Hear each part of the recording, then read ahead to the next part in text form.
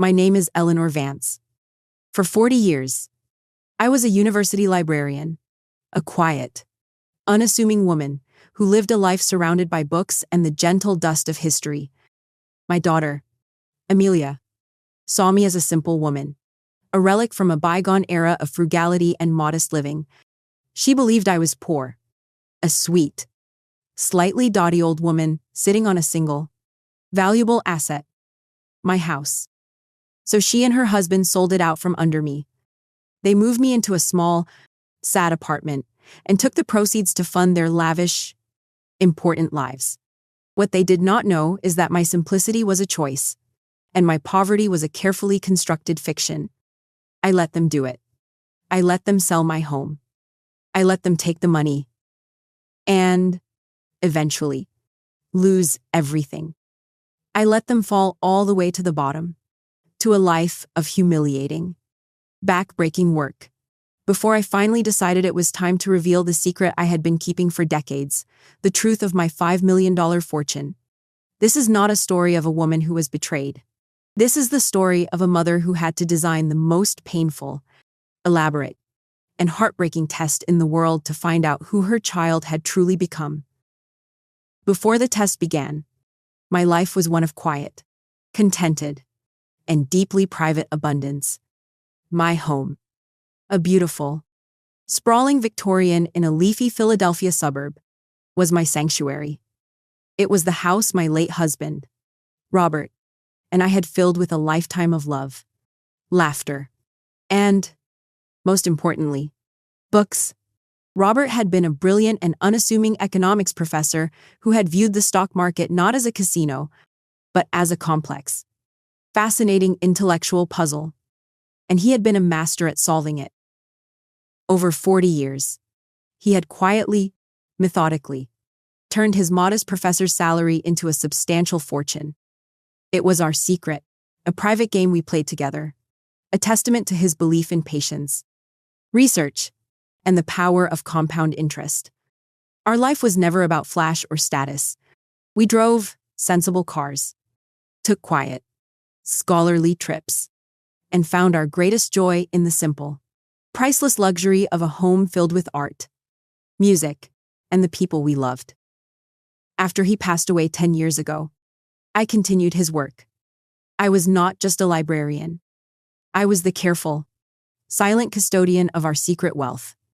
I lived a simple, frugal life because it was the life I had always known, the life I was comfortable with. I mended my own clothes, tended my own garden, and found joy in a home-cooked meal, not an expensive restaurant. My neighbors saw me as the sweet, slightly eccentric widow, Mrs. Vance, puttering in her rose bushes. No one saw the woman who would spend her evenings managing a multi-million-dollar portfolio with the same quiet, methodical skill she used to catalog a rare manuscript. My daughter, Amelia, was a different creature entirely. She had been raised with our quiet values, but she had rejected them completely. She was captivated by the glittering, superficial world of status and appearance. She had married a man, Marcus, who was a perfect reflection of her own ambitions. He was a handsome, charismatic entrepreneur who spoke in a constant stream of business jargon synergy, disruption, leverage, but who never seemed to produce anything of actual value. Their lives were a performance of wealth. They drove a leased luxury sedan they could not afford, wore designer clothes with the tags still faintly visible, and lived in a sleek, minimalist apartment with a rent that was, I knew, a source of constant, simmering panic. They were not building a life. They were building a brand. And they were deeply, desperately in debt. Their visits to my quiet, comfortable home were a study in polite, barely concealed condescension. They would look at my worn, beloved furniture with pitying eyes. They would taste my simple, home-cooked food and talk about the trendy new restaurant they had just been to. They saw my life not as a choice, but as a limitation. They saw a poor, out-of-touch old woman who simply did not understand how the world worked anymore. And they saw my house, my beautiful, debt-free, and increasingly valuable house, as a tragic waste of capital. The campaign began a year ago. It was a masterpiece of manipulation, a slow, methodical assault disguised as loving concern. It started with my loneliness. "Mom, we are just so worried about you, all alone in this huge house," Amelia would say, her face a perfect mask of filial devotion. "What if you fell? Who would know?" Then, it was my health. "You seem a bit more forgetful lately," Marcus would say, his tone one of deep, brotherly worry. "Are you sure you are eating properly? Managing all this on your own must be a terrible strain."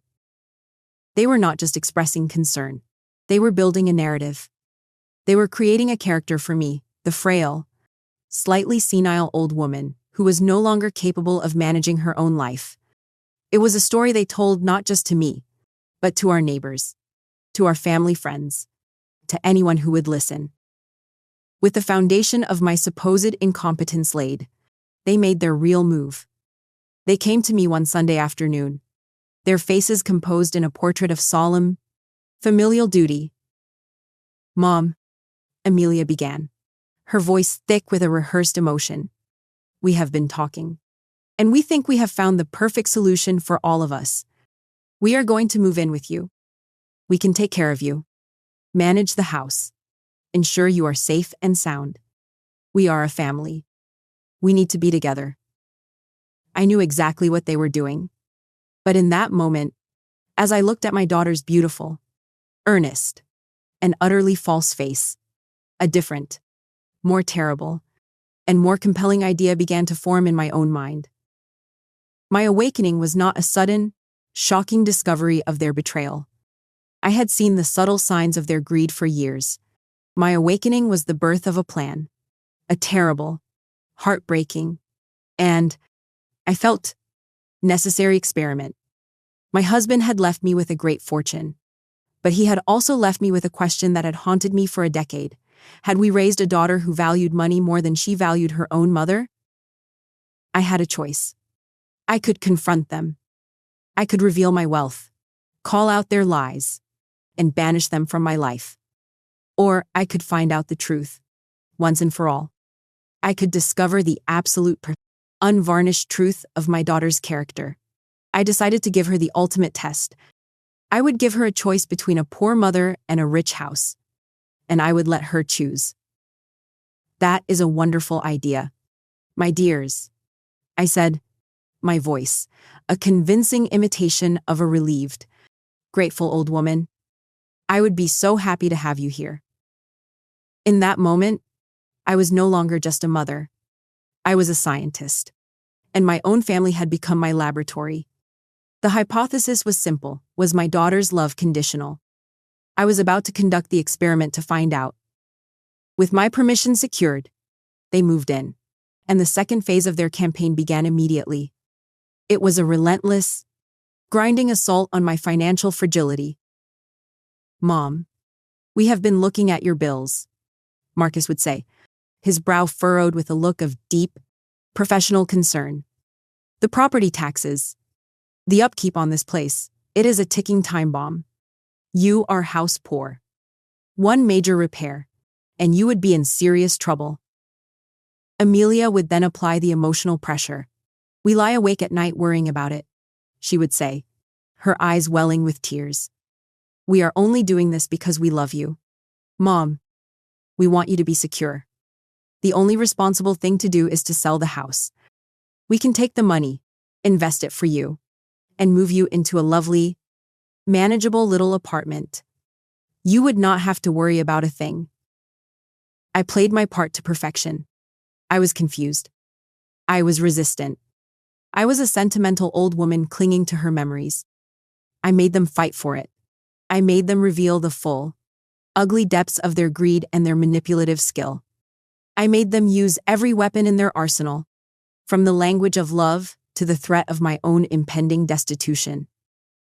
I let them bring in their own financial advisor, a slick, predatory friend of Marcus's, who looked at my modest pension statements and declared my situation precarious. I let them bring in a real estate agent who walked through my beautiful, beloved home, her eyes seeing not a life, but a commission. Finally, after weeks of this relentless, psychological siege, I gave them what they wanted. I broke. I sat at my kitchen table, tears streaming down my face, tears that were not entirely a performance.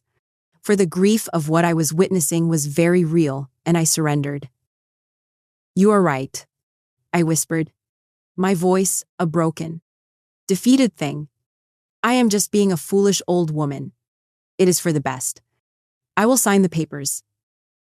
The look of triumphant, barely concealed relief that passed between them was a physical blow. The next day, they presented me with the documents, a durable power of attorney, giving them complete control over my finances, and the listing agreement for the sale of my house. I signed my life away. I watched as they took the papers, their faces a mask of solemn mind, loving victory. They believed they had just won. They had just secured their future. They had just solved all their problems.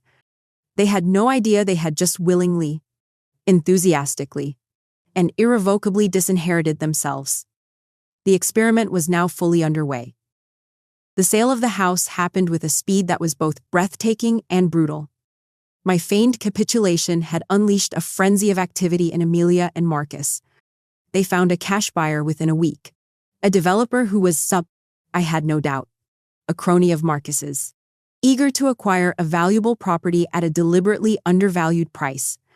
They rushed the closing, citing my fragile emotional state and the need to simplify my life as quickly as possible.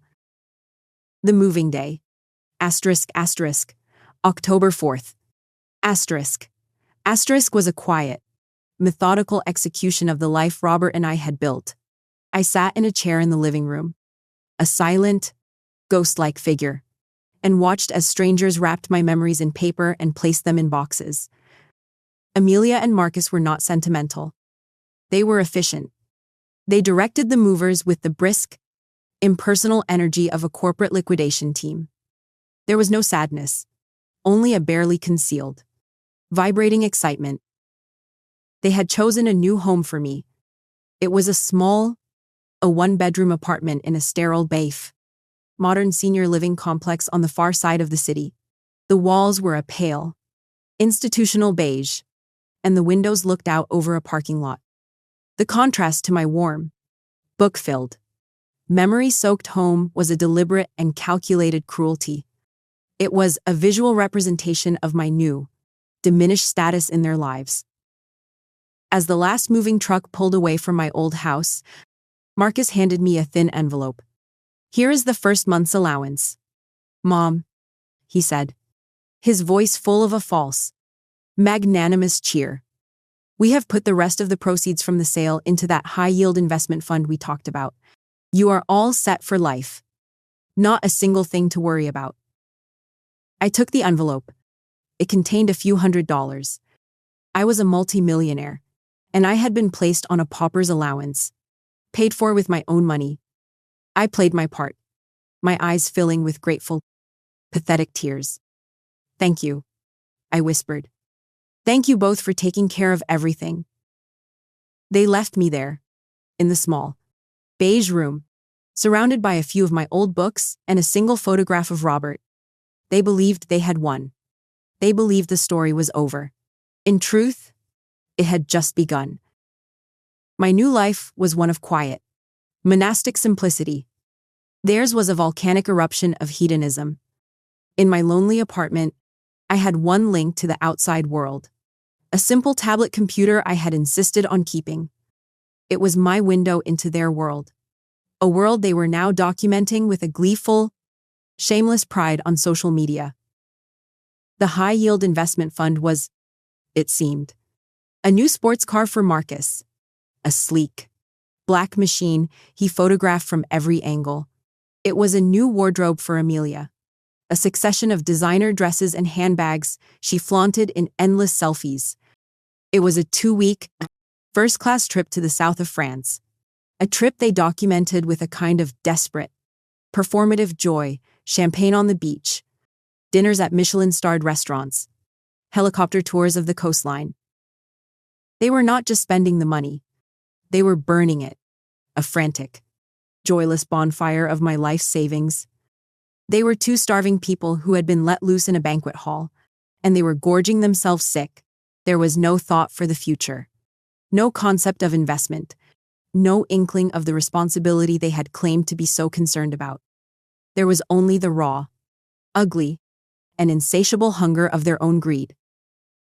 They would call me once a week, their voices full of the strained, guilty cheerfulness of children who had abandoned their parent.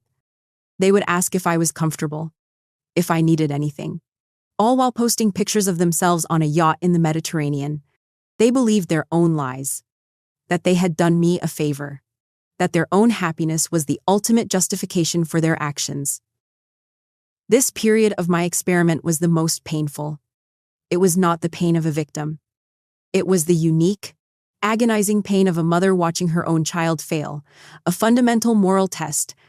Every photograph Amelia posted, every gleeful status update about her new, fabulous life, was a dagger in my heart. I had not just lost my house. I was losing my daughter, watching her transform, day by day, into a shallow, greedy stranger I no longer recognized. The doubt that crept in was not about the facts. I knew they were liars and thieves. The doubt was about my own plan. Was I being cruel? Was this test a form of entrapment? Had I, by giving them the rope, become responsible for the hanging? The mother in me, the woman who had spent a lifetime protecting her child from the consequences of her actions, was at war with the quiet, cold-eyed librarian who knew that some lessons can only be learned through pain. It was during this time that I activated my own secret asset. I made an appointment with Mr. Chen, the lawyer who had managed my husband's estate, a man of unimpeachable integrity and the only other person on earth who knew the truth of my financial situation. I met him in his quiet, book-lined office. The experiment is underway, Howard, I told him, and the results, so far, are catastrophic. He listened as I detailed the sale of the house and their subsequent spending spree.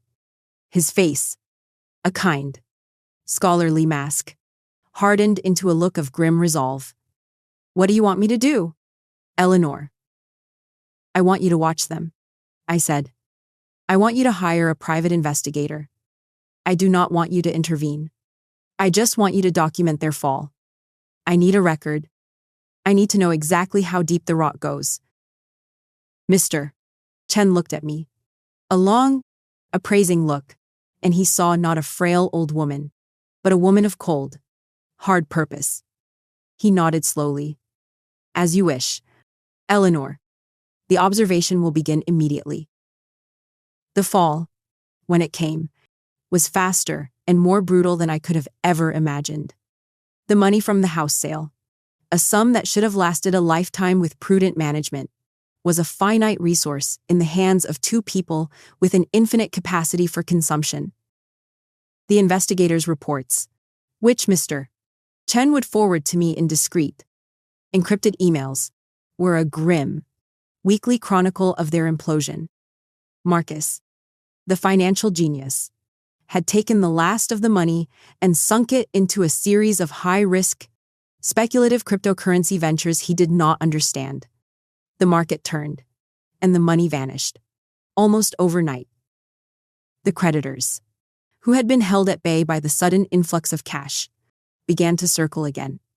The stories of their downfall were small, humiliating vignettes. A credit card declined at a fancy restaurant, an argument with the landlord over late rent on their new, even more expensive, apartment. The sleek, black sports car was a leased vehicle, and the reports of its eventual repossession from the street in the dead of night brought me no joy. Only a profound, aching sadness. They had built a beautiful, glittering cage of wealth around themselves, and they were now beginning to realize that the door had locked behind them. They had believed the money would last forever. They had believed their new life was permanent. They were about to learn that nothing is more temporary than a fool's paradise. The final report from the investigator arrived on a cold, gray morning, 6 months after the sale of my house. It was a short, brutal summary of their complete and total ruin. Marcus, faced with insurmountable debt and the consequences of his own foolishness, had done what he always did. He had run. The investigator reported that he had cleared out their last remaining bank account and had boarded a one-way flight to Thailand, leaving a short, unapologetic note for his wife. He had abandoned her, just as they had abandoned me. Amelia was left with nothing. Less than nothing. She was saddled with the debts, the eviction notices, the wreckage of the life they had so carelessly built. The designer clothes were sold for pennies on the dollar. The expensive furniture was repossessed. She was evicted from their luxury apartment, her belongings piled on the curb like common trash. The last page of the report contained a single, grainy photograph that will be seared into my memory for the rest of my life. It was of my daughter, Amelia, the girl who had dreamed of a life of glamour and ease. She was wearing a drab, gray uniform, her beautiful hair pulled back in a severe, functional bun. She was pushing a heavy, yellow mop bucket across the polished, empty floor of a downtown office building. She had found a job. She was working as a night shift janitor. I sat in my small, quiet apartment, the photograph glowing on the screen of my tablet. The experiment was over. My hypothesis had been proven correct, with a finality that was more devastating than I could have ever imagined. My daughter, given the choice between a poor mother and a rich house, had chosen the house, and it had led her here, to this place of absolute, humiliating ruin. There was no triumph in my heart. There was only the profound, bottomless, and aching sorrow of a mother who had just received the final, terrible results of a test she had never wanted her child to fail. I sat in the quiet of my small, sterile apartment, the final report from the private investigator glowing on the screen of my tablet. The photograph of my daughter, Amelia, in her drab janitor's uniform, was a final, brutal piece of data. The experiment was over. My hypothesis had been proven correct, with a certainty that brought me no satisfaction. Only a profound, bottomless, and aching sorrow. My daughter, given a choice between a poor mother and a rich house, had chosen the house. She had taken the money, a symbol of a life's worth of love and security, and she had burned it on the altar of her own vanity. Her husband, her partner in this betrayal, had abandoned her. She had lost everything. She had hit the bottom. She had so desperately been trying to outrun her entire adult life. My first, most powerful instinct, the mother's instinct, was to run to her, to rescue her, to scoop her up from the wreckage of her life, to bring her back to a place of safety and comfort, to tell her it would all be all right. It was an instinct I had honored my entire life, an unconditional love that had led me to enable her, to soften the blows of her own poor choices, and ultimately, to this very moment.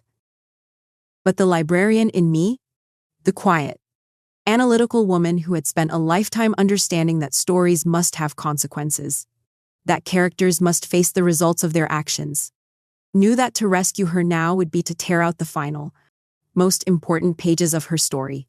It would be to rob her of the one, terrible, and potentially transformative lesson this entire, painful exercise had been designed to teach. My resistance, in this new phase of the war, was not against her, but against myself. It was a battle against my own heart. I had to resist the urge to save her. I had to let her stay in that place of ruin. I had to let her truly, and for the first time in her life, feel the full, crushing weight of her own choices. I had to let the lesson sink in. Justice, in this case, was not a swift, public affair of courts and prisons. It was a slow, quiet, and private reckoning, and it was not over yet. For 3 months, I did nothing. I lived my quiet life in my small apartment, and I waited. The reports from the investigator, which I had instructed Mr. Chen to continue, were a grim chronicle of Amelia's new life. The long hours, the physical exhaustion, the humiliation of her fall from a life of performative luxury to one of genuine, grinding poverty. It was a painful, unnecessary period of suffering. Finally, I decided it was time. She had experienced the consequences of her choices. Now, she had to confront the truth of her own character. I called my lawyer. Howard Chen. Howard, I said, my voice calm and clear. It is time to schedule the meeting. The letter that arrived at Amelia's small rundown apartment was not a warm note from her mother. It was a cold, formal summons on the intimidating letterhead of Mr. Chen's prestigious law firm. It was a masterpiece of legal ambiguity and veiled threat. It stated that his client, Eleanor Vance, was exploring her legal options regarding the recent fraudulent sale of her primary residence and the subsequent misappropriation of the proceeds. It strongly advised her presence at a meeting in his office on the following Friday to discuss a potential pre-litigation resolution. To a woman who was broke, alone, and already at the bottom, this letter was not just a threat of a lawsuit. It was a threat of total annihilation. It was the final turn of the screw. A summons to her own judgment day. The week leading up to the meeting was, I can only imagine, a special kind of hell for Amelia. The investigators' reports described her as frantic, terrified. She tried to call me, but I had instructed Mr. Chen to have my number changed. She left a series of rambling, panicked voicemails for him, which he ignored. She had no money for a lawyer. She had no resources. She had no one to turn to.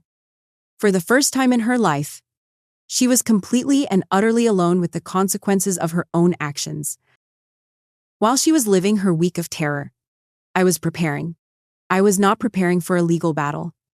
I was preparing for the final, a most important lesson of my daughter's life. I went to my secret bank, a quiet, private institution that had managed my husband's fortune for decades.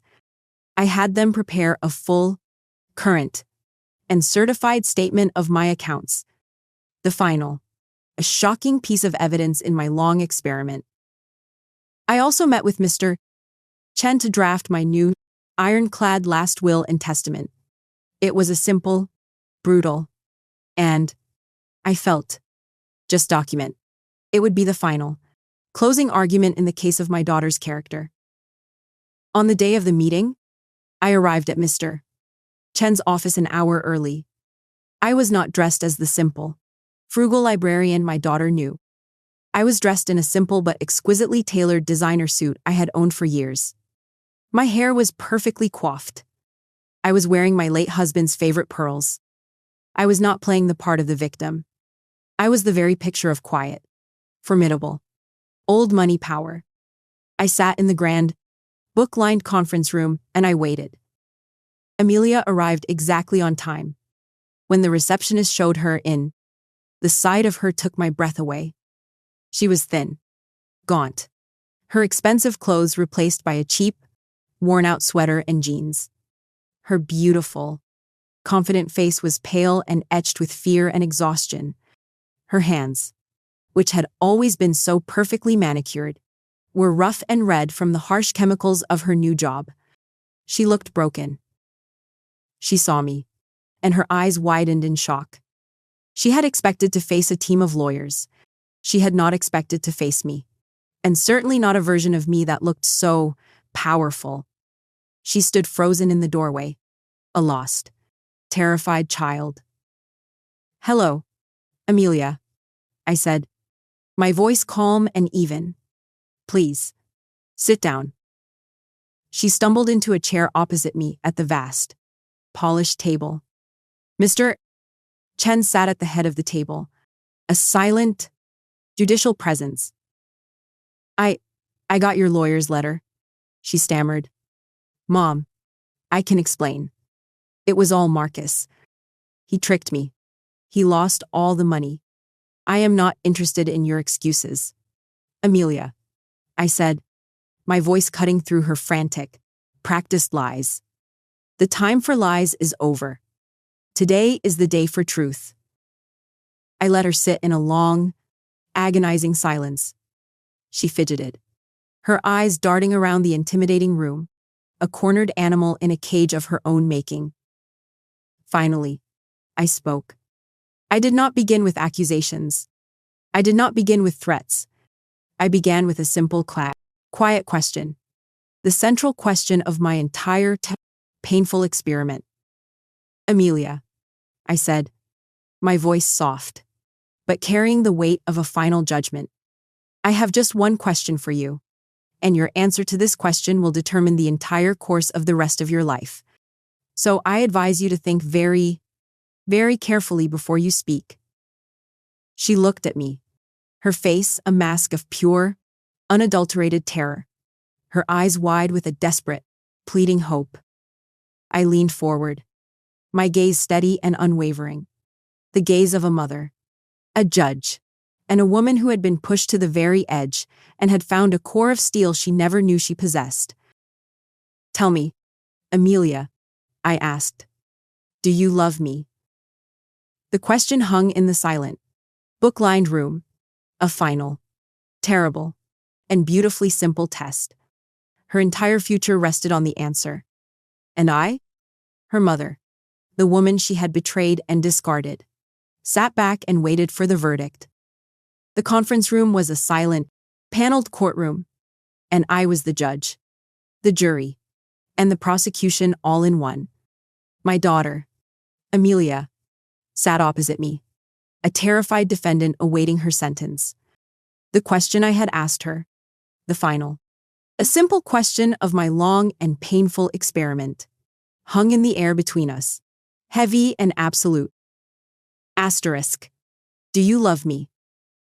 Her face, so thin and pale, crumpled. The bravado, the practiced charm, the years of entitled confidence, all of it dissolved in an instant, leaving only the raw, terrified core of the person she had become. A torrent of dry, silent sobs shook her body. She did not speak for a long time. My lawyer, Mr. Chen, and I waited.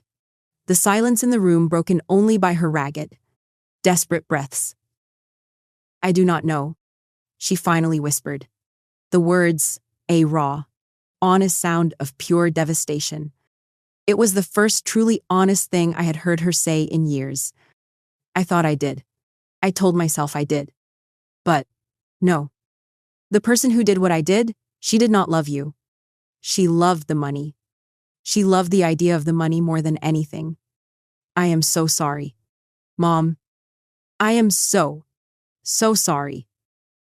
The confession, when it came, was not a justification. It was a verdict, delivered upon herself. And in that moment of brutal, heartbreaking honesty, I felt not triumph, but a profound, aching sorrow. The results of my experiment were in, and my daughter had failed.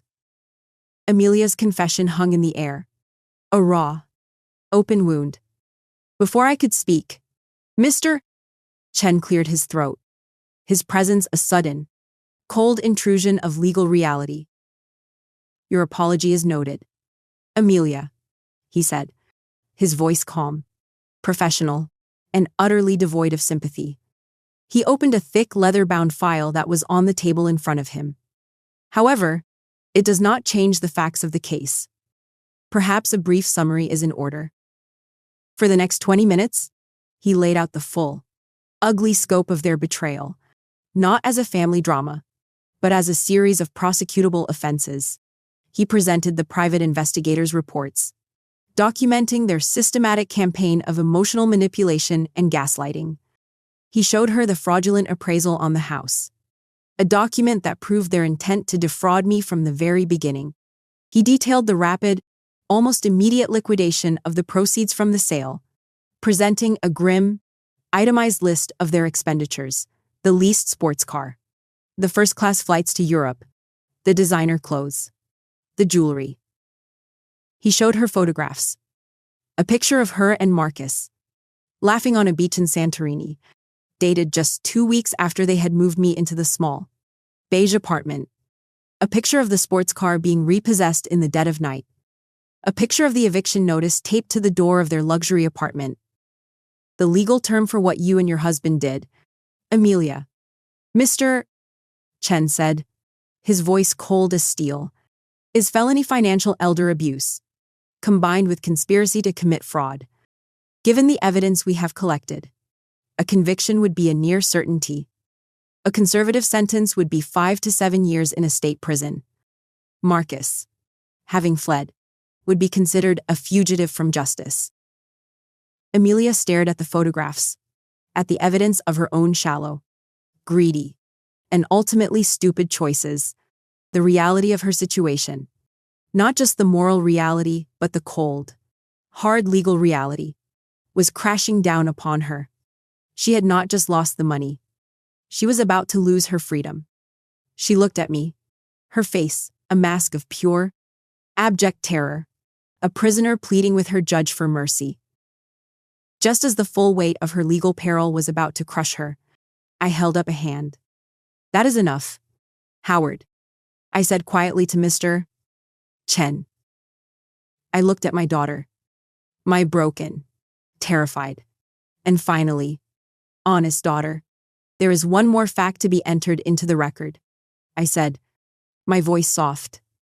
Amelia, I have to confess something. In all of this, I have not been entirely honest with you. I reached into my own briefcase and retrieved a single, heavy, cream-colored document. I slid it across the polished table toward her. It was a certified, notarized financial statement. You and Marcus built your entire plan on a single lober, fundamental assumption. I said, you believed that I was poor. You believed that this house was the full extent of my wealth. You were wrong. Her eyes, confused and tear-filled, dropped to the page in front of her. I watched her as she read the first line, her brow furrowed in confusion. I watched as her eyes moved to the final, bottom line number. And then I watched as her face registered a series of profound, convulsive emotions. First, a complete, uncomprehending shock. Then, a dawning, horrified disbelief. And finally, a sickening, soul-crushing understanding. She was not just looking at a number. She was looking at the full, staggering scope of her own miscalculation. She was looking at the $5,247,000 she had thrown away. Your father was a quiet and brilliant investor, I explained, my voice devoid of all triumph, filled only with a great, weary sadness.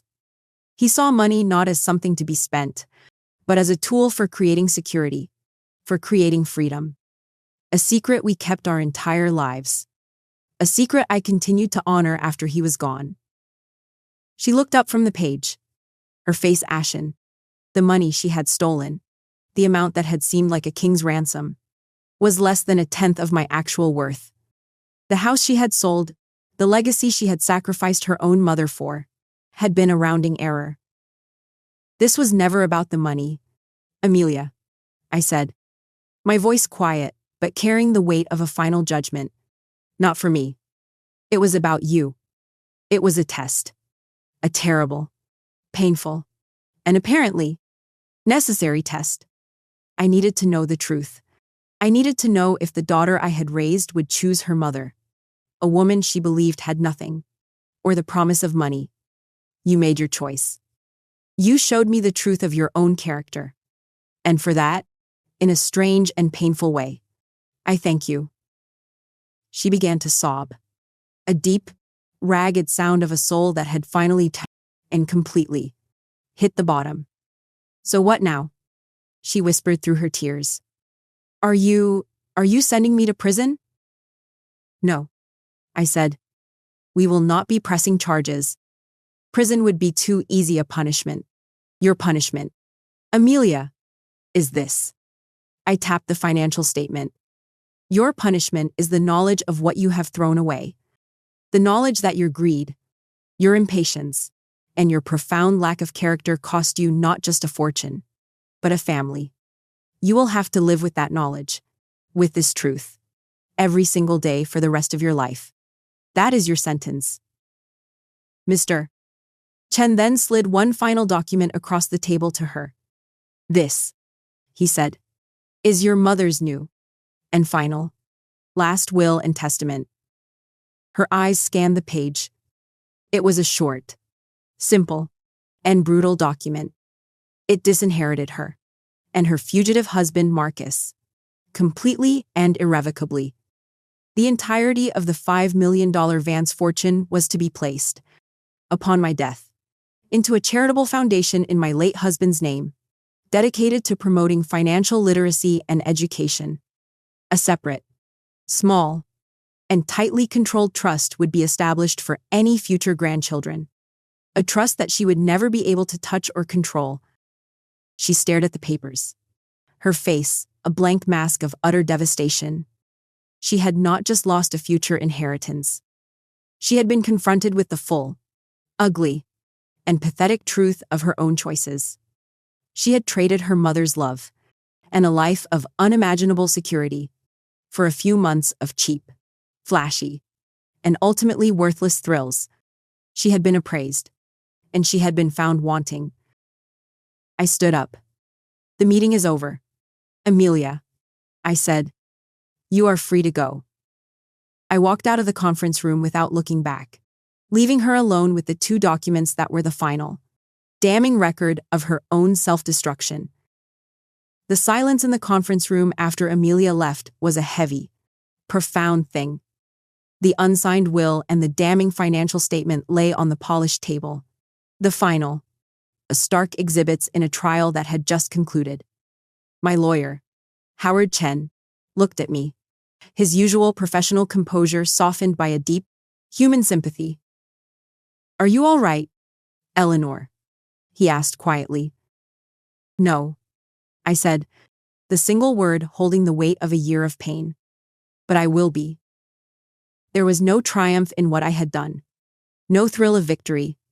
I had not unmasked a monster in a dramatic sting operation. I had simply held up a mirror to my own child and forced her to see the ugly truth of her own reflection. It was a necessary act. A just act, but it felt like a profound and terrible failure of my own. I returned to my small, beige apartment, but it no longer felt like a prison. It felt like a quiet, necessary chrysalis, a place of transformation. I had entered it as a woman feigning weakness, and I would leave it as a woman who had finally embraced her own strength. The final piece of the ugly story resolved itself without my intervention. The private investigator's final report arrived a month later. Marcus, my fugitive son-in-law, had been arrested in Thailand. Not for his crimes against me, but for his involvement in the cryptocurrency scam he had used to lose all the money from my house sale. His greed had not ended with me. It had been a pattern, and it had finally, inevitably, caught up with him. He was extradited and would face his own separate justice. His chapter in our lives was, blessedly, over. My daughter's sentence was not to be served in a prison of bars and steel, but in a far more difficult prison of her own making, a life of true and honest consequence. I did not contact her. I did not offer her a lifeline. My love for her, in this new, terrible phase, had to be a tough love. A love that understood that to rescue her now would be to rob her of the only lesson that could ever possibly save her. I continued to receive the investigators' discreet reports, not out of a desire to gloat, but out of a mother's painful, lingering need to know that her child was, at the very least, alive. The reports were a grim, monotonous chronicle of her struggle. She continued her work as a janitor. She lived in a rundown, barely habitable room. She was alone. For the first time in her life, there was no one to bail her out, no one to soften the landing, no one to lie for her. After 6 months of this silent, painful observation, a letter arrived. It was addressed to Mr. Chen's office, the only way she knew to reach me. The envelope was cheap, the handwriting shaky. Asterisk mom. Asterisk, it began. Asterisk, I am not writing to ask for anything. I know I have no right. I am writing to say that I have thought about that day in the office every single day for the past 6 months. And I have thought about your question. Do you love me? The answer is yes. I just did not know what it meant. I loved you like a child loves a safety net, something that would always be there to catch me. I did not love you as a person. I did not respect you. I did not even see you. I only saw what you could do for me. That is not love. It is a form of theft. I am so sorry for the person I was. I am trying, every day, to become someone different. I do not expect you to ever see me or speak to me again. I just needed you to know that I finally understand. It was the first, small, and fragile seed of a genuine atonement. While Amelia was beginning her long journey of rebuilding her character, I began the joyful work of rebuilding my life. My first act was to leave the small, beige apartment behind. I did not buy back my old house. Its memories were too complicated, its story too full. Instead, I bought a magnificent penthouse apartment in the heart of the city, a place of glass and light and breathtaking views. It was a home that was unapologetically mine, a space that reflected not the quiet, frugal librarian the world had known, but the wealthy, intelligent, and independent woman I truly was. My second act was to give my wealth a purpose beyond my own comfort. I formally established the foundation my new will had outlined, the Robert Vance Foundation for Financial Literacy. Its mission was a simple one: to teach young people, particularly those from disadvantaged backgrounds, the principles of saving, investing, and the quiet, powerful art of building a life of true, and not performative, security. My husband's secret game became his public legacy. I was no longer a quiet, background figure. I became an active philanthropist, a respected member of the city's charitable community. I traveled. I collected art. I filled my beautiful new home with music and conversation and friends. I was not just living. I was thriving. I had spent a lifetime curating the stories of others. Now, for the first time, I was the author of my own. Years passed. Amelia continued her slow, quiet, and solitary journey. She got a new, more respectable job as an administrative assistant. She went to night school, earning a degree in social work. She lived a simple, humble, and honest life. She would send me a short, simple letter on my birthday and on holidays, never asking for anything, just sharing a small piece of her new, quiet life. When she finally earned her degree, after 5 long years of work and study, I decided it was time. I invited her to meet me for tea. The woman who met me at the small, elegant cafe was a stranger. The hard, glittering ambition was gone from her eyes, replaced by a quiet, weary, and profound humility. She was no longer a beautiful, dazzling girl. She was a woman, her face and hands showing the wear of a hard-lived life. Our conversation was tentative, careful. We did not speak of the past. We spoke of her work, of her plans for the future. She wanted to work with underprivileged families. She wanted to help people. For the first time, her life was about something other than herself. As we were about to leave, I placed an envelope on the table. "This is not from me," I said. "It is from the Robert Vance Foundation. They have a program that provides grants to promising new social workers. You should apply." Tears filled her eyes. It was not a handout. It was an opportunity. It was not forgiveness. But it was a form of respect. It was a bridge. Today is October 4th, It is the anniversary of the day the movers came. The day I was officially cast out of my home and my life. I am sitting in the sun-drenched living room of my penthouse apartment, looking out over the city. My morning ritual is a quiet, contemplative one. I am grinding beans for a special single-origin coffee, a rare and complex varietal I have had, sourced from the rich, volcanic soil of the Vietnamese Central Highlands. Its flavor is bold, honest, and without artifice. It reminds me of what is real. My relationship with Amelia is a quiet, careful work in progress.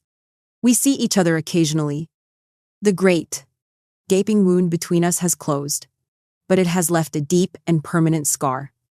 The old, easy, unconditional love is gone forever.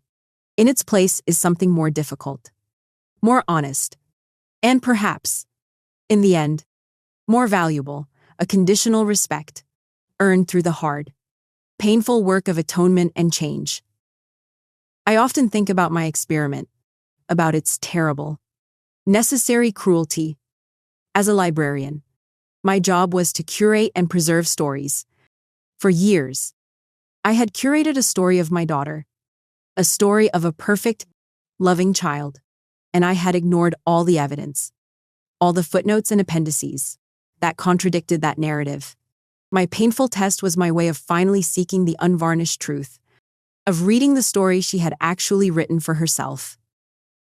The final lesson is a simple archival one. True love is not about writing a beautiful, fictional story for someone you wish they were. It is about having the courage to read, to accept, and to catalog the story they have written for themselves. No matter how difficult the text, and no matter how heartbreaking the conclusion,